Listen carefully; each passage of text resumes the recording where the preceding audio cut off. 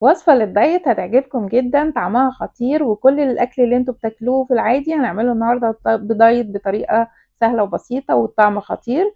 وهي عبارة عن كوسة وكفتة. هنشوف الطريقة. عندي هنا حوالي كيلو من الكوسة، بقشره وبقطعه زي ما انتوا شايفين. بعد كده عندي 500 جرام من اللحمة المفرومة، حطيت بيضة وملح وفلفل بابريكا، توم باودر، بصل باودر. بحط كمان شوية بقدونس، بصلاية مفرومة ومعصورة من المية بتاعتها. ممكن برضو نحط بهارات كفتة. بسيبها شوية بقى في التلاجة على بال ما بجهز. عندي هنا الكوسة عبارة عن معلقة كبيرة من زيت الزيتون، وطبعا زيت الزيتون من الدهون الصحية. بنزل ببصلاية متقطعة قطع صغيرة.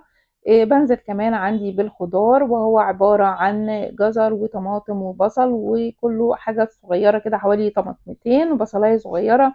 وكمان عندي بنزل بالكوسة اللي انا قطعتها، وهي عبارة عن كيلو من الكوسة.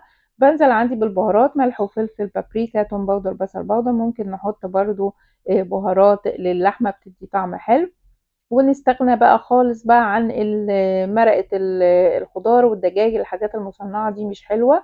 بسيبها تستوي كده نص تسوية كده بسيطة. وبعد كده بنزل عندي بكوباية من عصير الطماطم. هاسيبها بقى تغلي غلوة كده، وبغطيها تستوي نص تسوية. اكون جهزت بقى عندي هنا الكفتة، وبصبعها على عصايات الشيش طاووق، وبحطها كده على شبكة.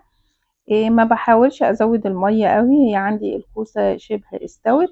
بعد كده بحط عندي بقى الكفتة، وبدهنها بحبة صغيرة خالص من السمنة، وبحطها في الفرن حوالي نص ساعة تاني. عايزة اقول لكم انها تحفة وطلعت خطيرة جدا.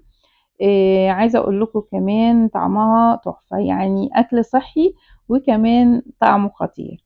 هقول لكم بقى على السعرات والكمية بالوزن والجرامات للطبق.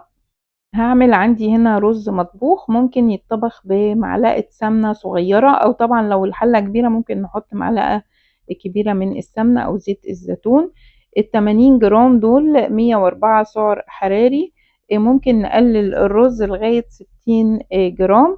بحط عندي كمان الكفتة حوالي 150 جرام عاملين 300 سعر حراري. كوسة والجزر اللي هو مستوي حوالي كوب، يعني عاملين 150 جرام عاملين كله 50 سعر حراري. كمان هنحط الطماطم والخيار والجرجير وبصلة صغيرة ونص ليمونة، وكل ده يعني متوسط، سعرات بسيطة جدا. ما فيهاش سعر خالص، حاجات بسيطة.